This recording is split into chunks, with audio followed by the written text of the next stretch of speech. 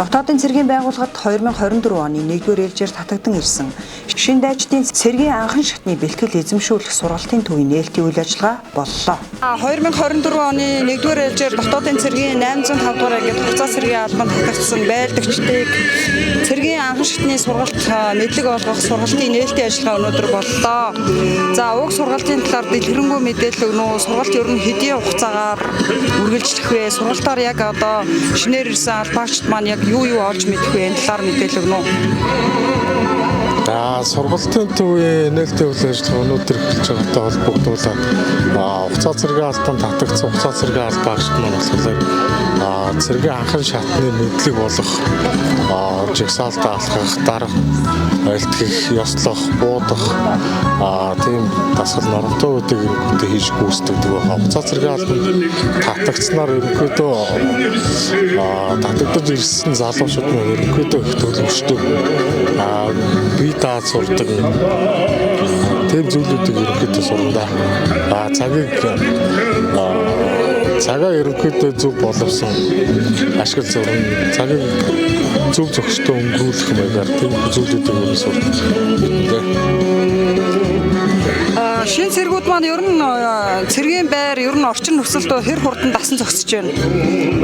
За ерөнхийдөө шууд энгийн байдлаас шууд нөгөө цэргийн албанд татагдаж ирж байгаа учраас ерөнхийдөө анх хаана юунд ирчвэ гэдэг байдал дээр аягүй тийм ямар ч мэдэгдэхүүнгүй ирдэг учраас дасан зохицох хугацаа ерөнхийдөө бас нэг тодорхой хугацааны дараа болох. Яг одоо та бүхэнтэйгээ 2024 оны 1-р ээлжээр хугацаа цэргийн албанд татагдсан шинэхэн байлдагчтай уулзуулъя. Амраа ирээ. Санаа. За юуны өмнө өөрийгөө танилцуулна уу? Намайг Тэнгис гэдэг. Би цэрэг төрхөөс өмнө шүтээсийн барилга архитектурын архитектурын мэргэжлээр 2 дахь курс суралцж байсан. Цэргийн албанд ирээд одоо яг хэд хоног дээр болж байна? 16, 15.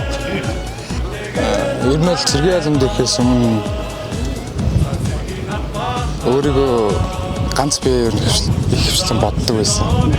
Тэгээд цэргийн албанд ирсэнээс хойш ер нь бусдад тусалт дэмжих, он жаваада бодох, адил нэг төвшин зүтгэх, нэг тиймэрхүү юм одоохондоо сурсан байна.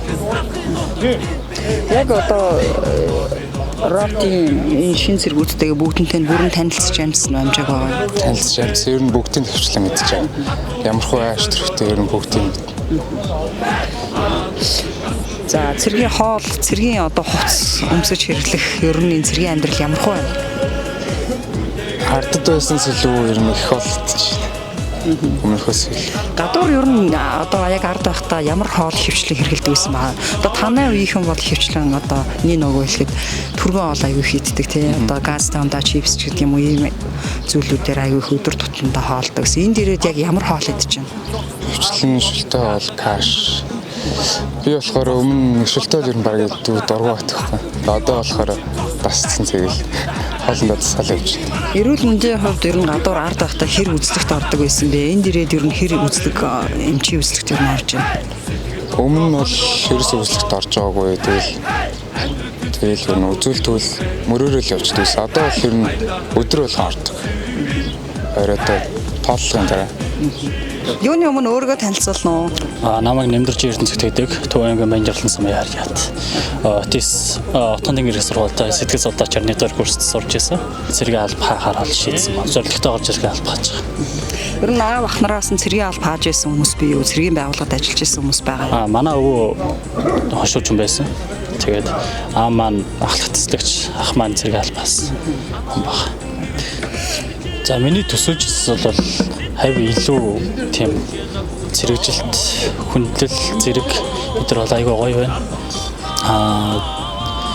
Яг би физиологийн хувьас бол маш олон төрөл байна.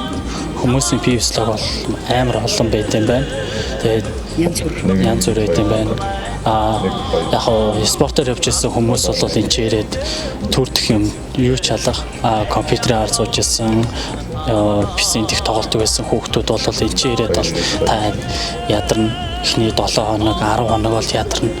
Тэрнээс хойшоо бол та бол энэ чирээ дасна.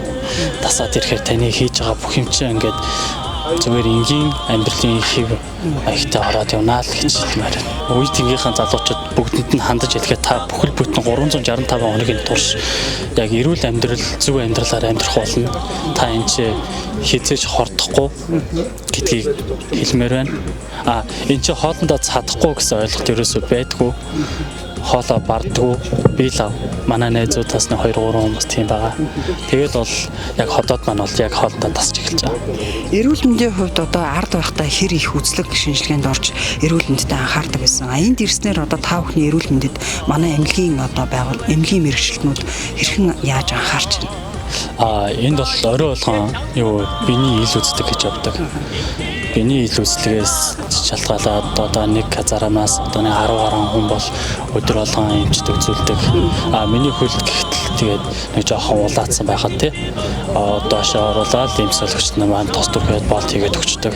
Өдөрт жоохон ингээд шалбарцсан бахан бол тэгээд нэг жоохон шаардлага мартах тиймэрхүү юм хийгээд өгдөг. Ханаад урцсан бахан бол эмийн бэлтээд өгчдөг. Халуурах юм бол бас эмийн ингээд бэлтээд өгчдөг. Энд чи бол маш сайхан байгаа. За ингээд ер нь бол одоо магадгүй одоо жилийн дараа жил ингээд та ингээд халагдах өдийгээс арай эрт ингээд халагдаад дотоодын цэргийн байгууллагад цэргийн аль паахын нэг давуу тал нь гэх юм бол энд аль пааш хугацаанд сургалтанд хамрагдаад цагдаагийн байгууллага болоо дотоодын цэргийн байгууллагад одоо байнгын бүрэлдэхүүнд ажлын байраар хангах бүрэн боломжтой байдаг.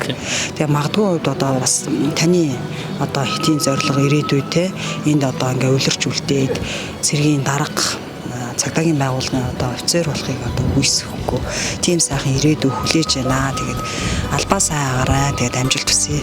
За баярлалаа. Монгол улсын үндсэн хуулиар хүлээсэн журам түүргээ биелүүлж хугацаа цэргийн албандаа татагдан иргэний цэргийн үүргээ биелүүлж буй залуучуудаа амжилт хүсье.